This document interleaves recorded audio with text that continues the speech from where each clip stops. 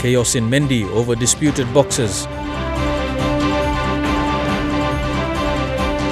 Police clear Highlands Highway roadblock at Jiwaka. And Chief Justice calls on law officers to be honest.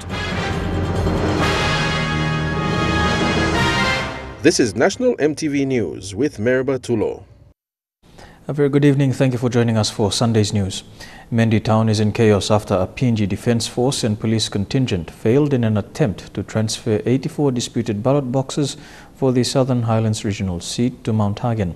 Western Command Deputy Commander Mark Yangen told MTV News that the command was not aware of the arrival of the police and Defence Force officers. Last Friday in Mendi town, the public had a peaceful march airing their concerns to the Electoral Commissioner, calling on the EC not to move the ballot boxes. ACP Mark Yangen said Mendi town has been in total shutdown since this morning. At around 4 a.m. today, a group of soldiers and police went to Mendi police station to remove the 84 disputed boxes for counting in Mount Hagen. However, the armed supporters of the 24 candidates of the Southern Highlands regional seat heard about their move and confronted them.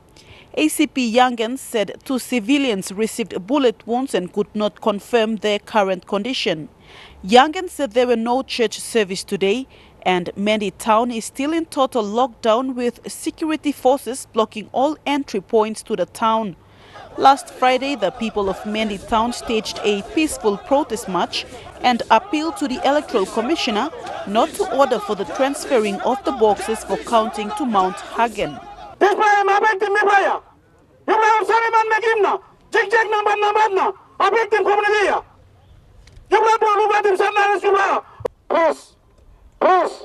open your eyes and see what is going on in Southern Highlands province. Your people are literally suffering. Your people are literally suffering for too long. We have been dragged in this. The 24 Southern Highlands candidates also condemned media reports that say the National Court had directed for the counting of the 84 disputed boxes. However, the court order on the 4th of September had only dismissed the originating summons filed by a candidate, Joe Cobble, seeking various declaratory orders against the Electoral Commissioner and the Electoral Commission for exclusion of the 84 disputed boxes. The National Court dismissed it, saying it was an abuse of process because there is still a court proceeding filed by sitting Governor William Powie seeking to allow the disputed boxes to be counted. This will be determined by the court on the 21st of September. EC, man was going to the counting, EC, go to declare. One order start with them. Now, brother, enter this box, you know, get moved. I'm stop, I'm not talking solid. So I'm like, what I am, I'm like, Nubla Piaro, Mr. Kauba, Emi, confirming Muslim, this is my book and dispute. Now, when a commissioner, Mr. Gomato, Emi Hollenbeck, people plus are in Highlands from ransom. The people of Mendi on Friday have urged the Electoral Commissioner to make wise decisions so that no lives are lost. However, the arrival of the troops this morning has already seen people injured and more news will come as the story develops. Vasinata Yama, National EMTV News, Mount Hagen. The Highlands Highway in Jiwaka was cleared after negotiations between the Mount Hagen police and relatives of the policemen killed during the elections. The closure of the road at Aviamp, Jiwaka, has affected the transportation of goods including medicine and education supplies to other parts of the Highlands for at least a week. The demands of the deceased relatives are yet to be addressed by the national government. Negotiations to open the National Highway happened on Friday between the Mount Hagen police and the families of the fallen corpse.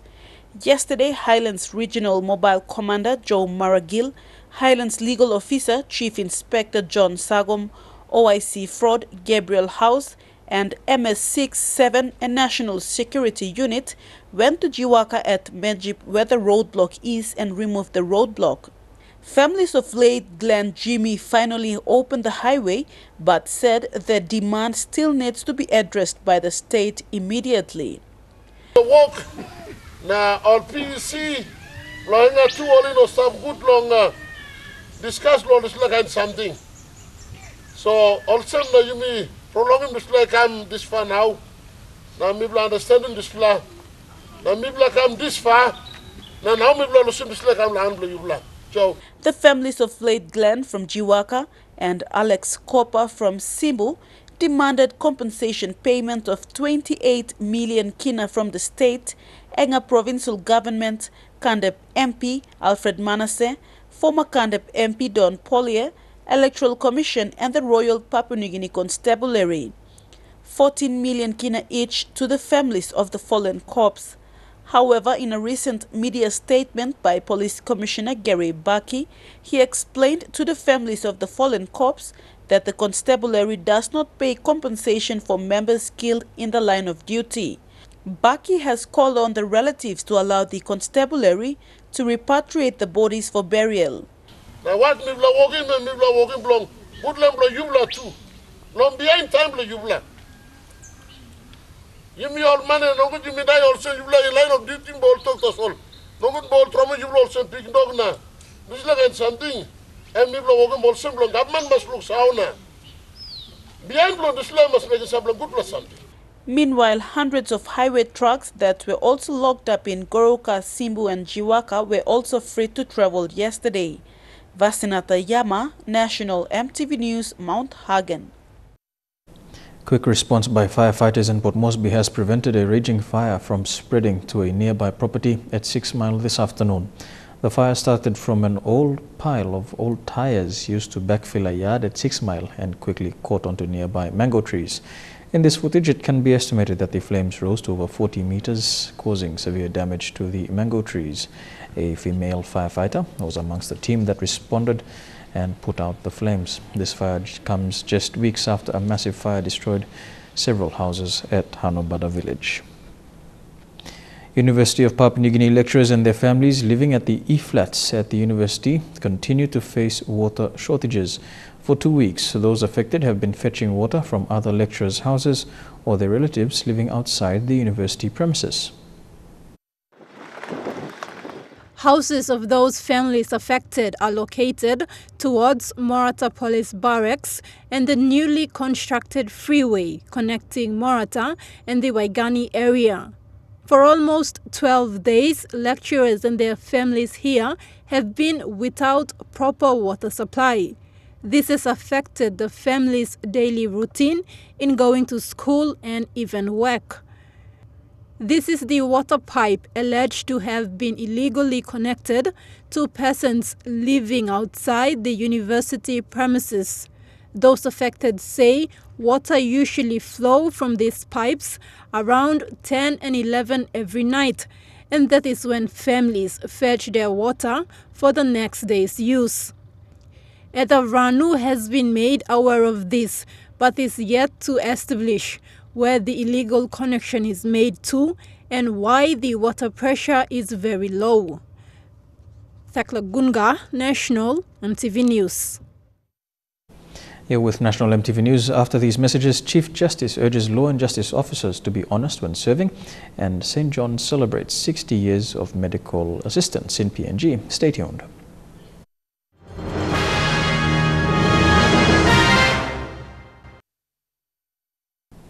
Welcome back to the news. Oxygen therapy can reduce pneumonia mortality rates in both children and adults. Oxygen therapy, or the treatment involving the pumping of extra oxygen into the body, is a costly exercise for the health department and the biggest challenge for health facilities to acquire.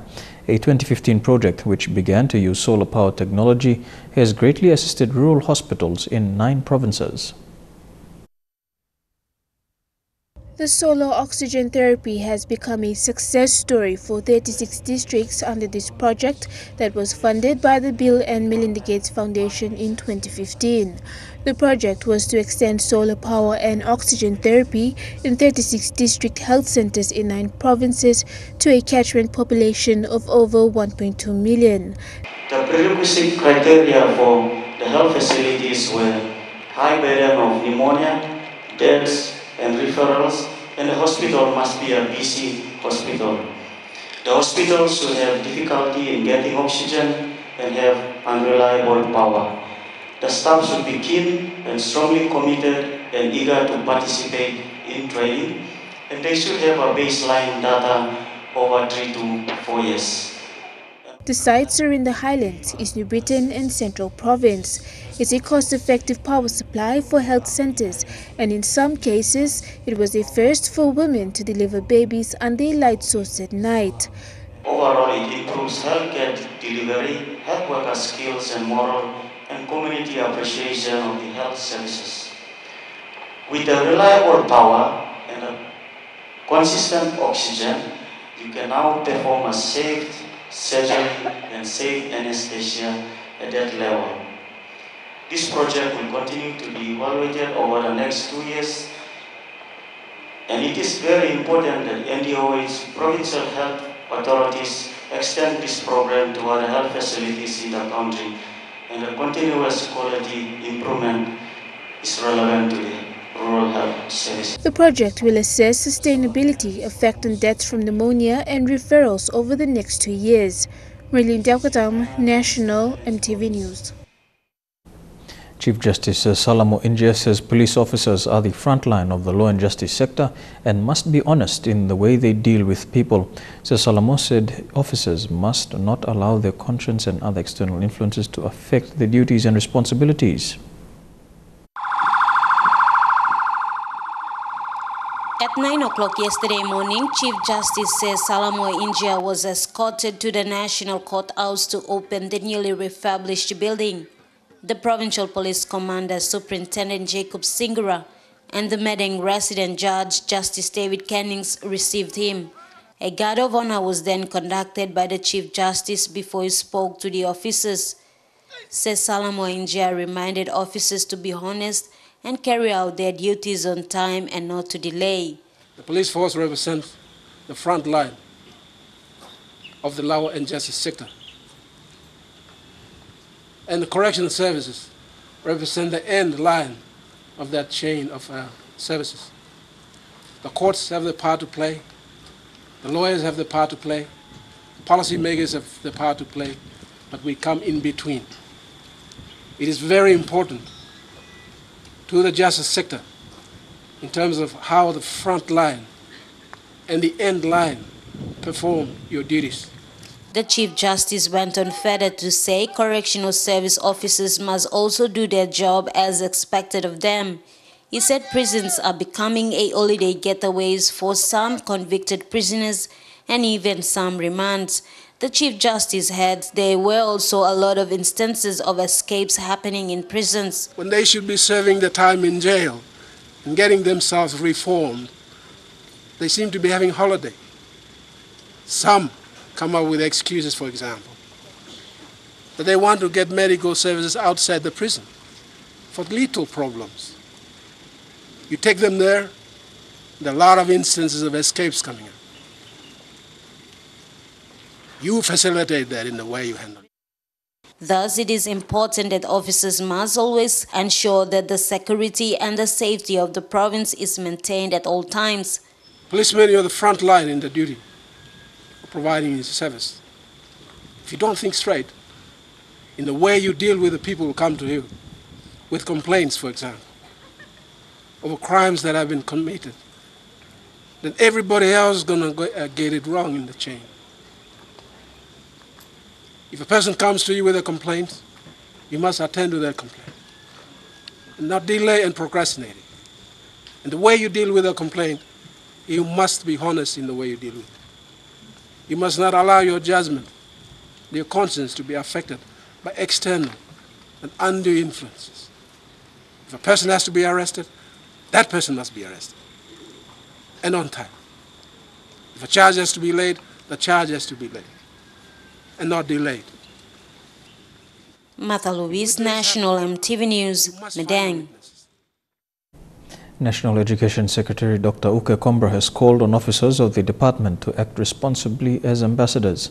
He said this at the recent launch of the new corporate uniforms. Dr. Kombra said having the new uniform should give an added sense of identity for officers of the Education Department. The Tewae-Siassi district in Morobe province will be undergoing major changes in the district administration. Tewae-Siassi MP Dr. Kobi Bomario made these comments during the swearing-in of the District Development Authority. He said representatives in the DDA were appointed in a fair and transparent manner, and work now has to start in changing the current leadership in the effort to make the district operations more transparent. The member will be meeting with the DDA and the heads of divisions in the coming weeks. The Tewae-Siassi district is one of the 9 electorates in Morobe. It covers the Highlands-Highway and Wasu LLGs and is accessible only by sea and air. The airstrip at Wasu was already lined with people as they gathered to welcome Dr. Kobi Bomario. The medical doctor cum politician arrived with a team from Leh for the swearing-in of the members of the District Development Authority. After a devotion led by the local pastor, the 6 representatives were sworn in, 5 members from the LLGs and the MP as chairman of the DDA. Dr. Bomario hinted that changes will be made in the district administration along with the change of LLG managers. Especially my district headquarters,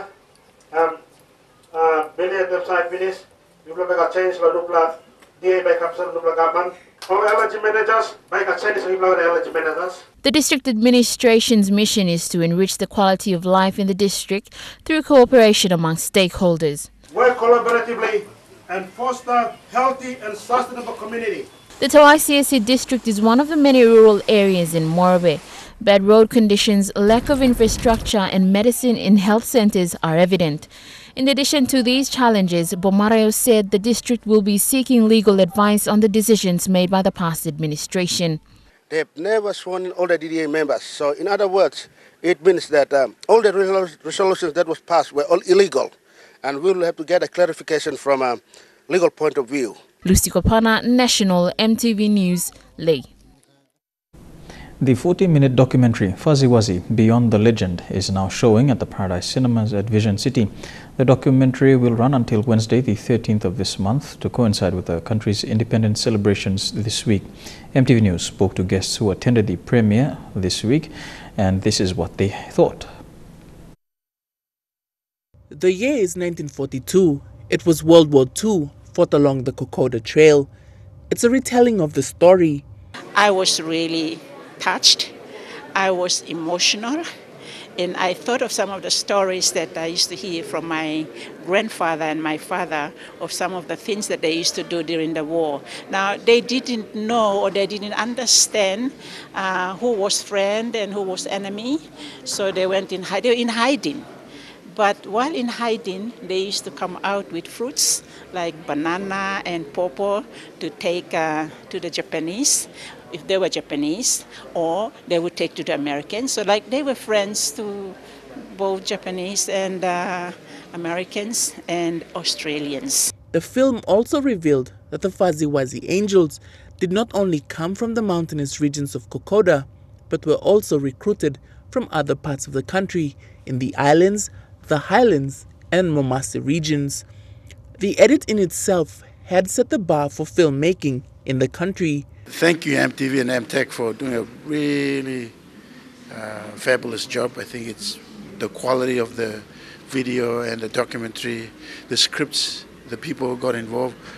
You pretty much organized it really well, and I think we're not that too far away to do beat Spielberg and the other guys now. But I think the quality and the footage and the stories put together was very touching. The film also started a conversation on social media site Facebook. One commentator said the film needed to present the story from all parties involved during the war. Another said that a story depicting the World War II battles would need to be told in a whole TV series in several parts or episodes by local sources and also foreigners. Harry Agimbari, National EMTV News. And you're watching Sunday's news. Clearing work underway at Hanobara and East New Britain Day celebrated in Port Moresby. Those stories, among others, after these messages. Stay tuned.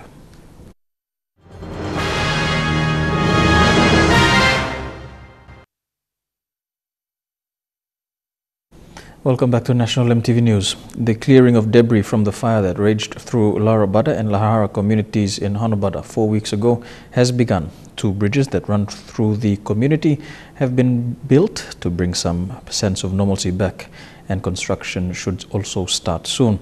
But a customary ceremony is expected to take place before any further construction commences. Donations are still coming in for the communities, and the call for donations is still open. It has been 4 weeks since the fire. The 18 families affected are living in makeshift homes near where their homes once stood. Kaya Heva said while the last 4 weeks have been hard, the family is together and that's what counts. The feeling now, after we have moved to the ground, is we still feel the togetherness as we were living over the sea in our clans. Yes, but the change is like at the end of the day we don't have a proper home to go to, but you know, that's something that we have accepted and we have adjusted and we are moving on. 2 bridges that were burnt down have been rebuilt and clearance is underway. The 2 bridges have been rebuilt to give the access to the houses at the end of the wharf, so that makes it easy for logistics within the village, within the clans, I'd say, and the access for the houses, families at the end of the walkway coming to the seashore. But before the 18 houses can be rebuilt, a customary ceremony is expected. Building, we will have to be doing a kai kind, so that all the people on the clan people will come down and we'll share the food together before we will go into building, as is customary and tradition in our PNG society. The community is still accepting donations. Adelaide Turks, Kari National, EMTV News. With the support of UNDP, student executives of the UPNG East New Britain Students Association raised awareness of the Sustainable Development Goals. This was done yesterday at the East New Britain Day celebrations in Port Moresby. The 17 SDG goals were presented by each traditional Sing Sing group. Despite the scorching heat of Port Moresby's sun, the East New Britain community and Port Moresby residents were out in full support of the East New Britain Day celebrations.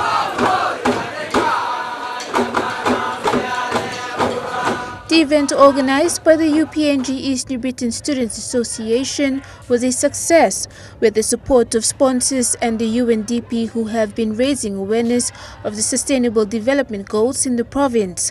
Student executives told EMTV News they were pleased with the amount of people flocking in for the cultural day, who turned up in numbers. A total of 16 traditional Sing Sing groups from the 4 districts performed yesterday. A crowd favorite was the traditional whip dance. Funds raised from the event will assist the Student Association to raise education awareness in the province to teach students the importance of attaining a high GPA to enter university. Marilyn Diaukatam, National EMTV News. Turning overseas now, Nobel laureate Desmond Tutu has called on Aung San Suu Kyi to end the military operations against Rohingya Muslims in Myanmar. Aung San Suu Kyi is also a winner of the Nobel Peace Prize and has defended her military's actions in Rakhine State, which has forced 270,000 Rohingya to flee in the past 2 weeks. The UN says the number crossing in the border into Bangladesh is unprecedented. The influx has overwhelmed local aid agencies, which are struggling to provide enough food and water, with fights breaking out over supplies. A young girl has captured attention around the world after the rest of a Yemeni family was wiped out in a Saudi-led coalition airstrike. The 6-year-old is suffering from a fractured skull, which has left her eyes swollen shut. ITV's Neil Connery has this story. Bathena Al-Raimi is alone in a Sana'a hospital. A fortnight ago, her parents, 4 sisters and brother were killed in a Saudi-led coalition airstrike. So far, she hasn't been told of her family's fate. She was trapped for more than 14 hours under the rubble before being rescued. The 6-year-old's skull was fractured.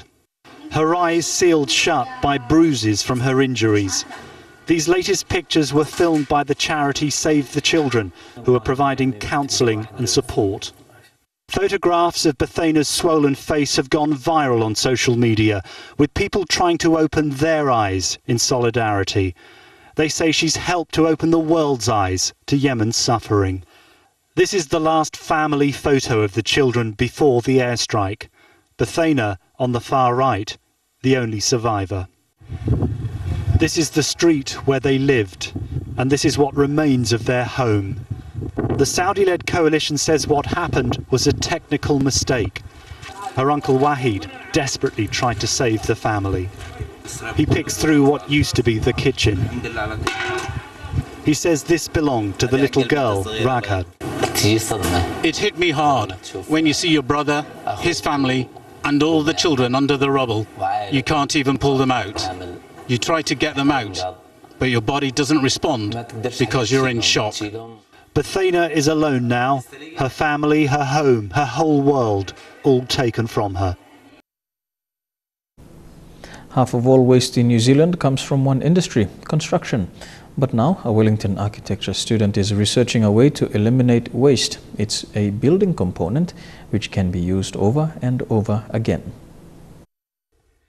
This prototype could be the future of New Zealand homes, a prefabricated solution to what architecture student Jed Finch says is a massive waste problem. So we don't produce any waste at the start of the building, and we don't produce any waste during the lifetime of the building, and none at the end as well. That's because every single component is designed to be disassembled and reused. So that component, mass-produced, on scale, directly reusable, this component is actually every single piece. Finch was awarded $10,000 from the New Zealand Institute of Buildings Charitable Trust to turn this idea into reality, as the industry looks for new ways to reduce waste. Currently we're covering hectares and hectares of New Zealand in waste, and we don't need to. Building a new home creates about 4 tonnes of waste, and despite efforts to recycle and reuse material, the Green Building Council says the landfill is often the easiest option. Fundamentally, there needs to be more incentive to not go to landfill. To do that, Andrew Eagles is backing calls for the waste disposal levy to be increased from $10 per tonne of waste. Associate Environment Minister Scott Simpson says the levy works well, but he is looking at ways to charge more for certain types of waste, and that the government is already funding recycling initiatives within the building sector. Initiatives that are even more vital as tens of thousands of homes are built to keep up with demand. We're talking about housing lots of people. The solution is prefabrication, and so this is the wasteless prefabrication design. Finch will build a 25 square metre prototype of his design by the end of this month. Kiwi filmmaker Tewae Fraser's latest release tackles the story of the 1980 Iranian embassy siege in London. It stars British actors Mark Strong and Jamie Bell and is called 6 Days. I want to negotiate it here now! Well, this is by no means a standout for talented Kiwi filmmaker Tewae Fraser. The opportunity to revisit a story which dominated world news is always a draw card. It's down to the negotiators to break the deadlock, or your men will have to storm the embassy. The almost week-long hostage siege at the Iranian embassy in London is told here through the eyes of the negotiators, the politicians, the terrorists, the hostages, and the SAS team hovering and awaiting their orders. And let's not forget, through the eyes of the media standing vigil outside the cordon. We know there are some hostages on the second floor. You tell your government, one more day, we begin shooting them. Mark Strong leads this cast as police negotiator Max Vernon. Jamie Bell is the young SAS officer Rusty Furman. Both have very different jobs to do as the siege stretches from hours to days. We can hear them in the walls. I want this to be resolved peacefully. Look at them.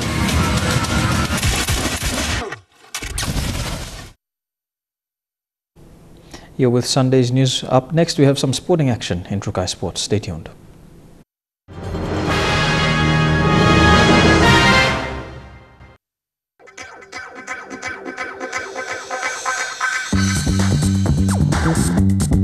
Trukai Sports.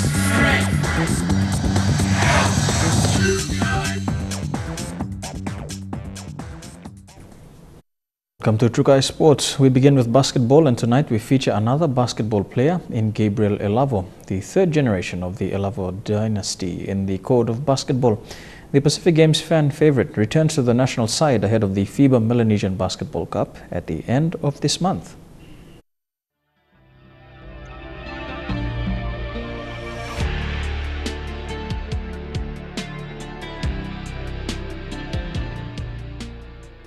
Gabriel Frank Elavo started playing basketball at an age of 8 in his backyard in Hohola and has been playing since then. I started primary school at Tediro and then went on to high school at Tokarara and then to Don Bosco Technical. Elavo's first call-up in the national duties was in 2013. I was senior games in New Zealand. Yeah. After that, the Pacific Games in 2015 and the Melo Cup this year. Playing for the KSS Southern Flames in Port Moresby Basketball League and national team, Elavo specializes on shooting points and plays in both shooting and point guard position. Like a first choice shooter, it's more of a scoring team. So, yeah. When it comes to basketball, Gabriel is the third generation of the Elavos who represented the country back in the early days. From my grandfathers to my uncles, fathers, aunties, and then myself. Coming from a family of 6, Gabriel's youngest sibling also follows the same path. Apart from basketball, Elavo plays a bit of footy once or twice in the off-season. Whilst employed as an IT specialist, Elavo balances work and training on a professional level with self-confidence. Currently work with steamships trading companies as a IT operations analyst with work and basketball. It's part of life, so I just go with it. With already 2 rep honors for Papua New Guinea, Elavo believes if the team sticks to their game plan, they should be singing the victory song at the end of the championship. Good selection, we just have to concentrate on our preparations towards the game and the executions of a set plays, then we should come out good. Shane Saroya, National EMTV Sports. Still on basketball, Kaugere in the nation's capital came alive with the finals of their local basketball competition. The Bulldogs were crowned champions after beating Soso 29-26. It was an evenly contested match between both sides. Bulldogs had the upper hand in the match, running away with points. The Bulldogs' sleek passing and movement with the ball had them dominate the first half. In the second half, Soso fought back, scoring a few baskets, getting them back into the game. Though both sides had countless number of chances to score, they couldn't get the ball through the hoop. Soso had the upper hand in the second half, narrowing the scoreline to a 2-point ball game with the scores at 17-19. Bulldogs' defense was what got them the win, stopping Soso at their tracks. With few seconds left before full time, Bulldogs held on to the ball, making it difficult for Soso to score. At the end of the final hooter, Bulldogs managed to seal their 26-29 victory. In the day's earlier match, Soso beat Mountain Girls to claim first place in the women's division. Elijah Lvet, National EMTV Sports. To Rugby League now, PNG RFL CEO Reatau Rao says the incident involving a Kumul player earlier this year is still pending. Kumul forward Henry Wan is yet to attend court. Rao says the PNG RFL is doing all they can to take care of Wan. Except to say that PNG RFL has continued to support and take his life into consideration. So financially and people on the ground in our partnership with NRL Australia, we continue to support him. The law is taking its own course. That is beyond us, except that we are engaging with our lawyers in there to make sure that his welfare is prime important, and as much as possible we'd like to get him out in PNG, but we're going to follow the laws of Australia. The case is yet to be had. So at this stage, that's all I can say without saying too much. but assure PNG and then families that Henry is a priority in terms of welfare. It's a first-time experience for us, and we want to make sure that his welfare and is paramount. We want to make sure he's taken care of. Still on Rugby League, the SPPNG Hunters created history today as they secured their first ever grand final spot. They beat the Redcliffe Dolphins 6-4 at the National Football Stadium this afternoon.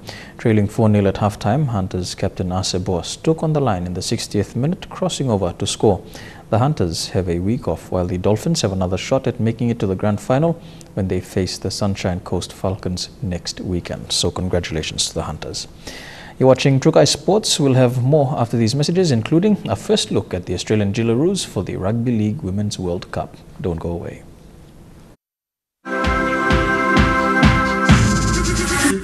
Tewae Sports.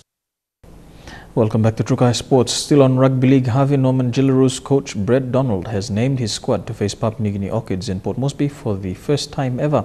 The Jillaroos squad includes 6 debutants and representatives from Northern Territory, Western Australia and the Australian Defence Force teams.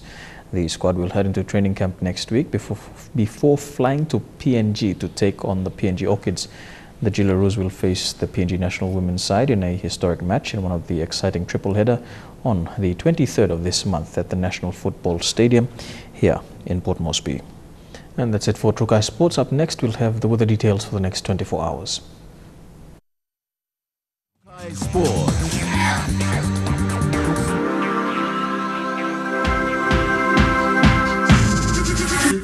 Tewae Sports. The weather details are proudly brought to you by Dulux Weather Shield. Worth doing with Dulux. Here's a quick look at the weather for the next 24 hours in the southern region. Port Moresby fine, although cloudy at times. Daru and Kerma fine, but partly cloudy. A shower or two for Alota, some showers in Popondetta.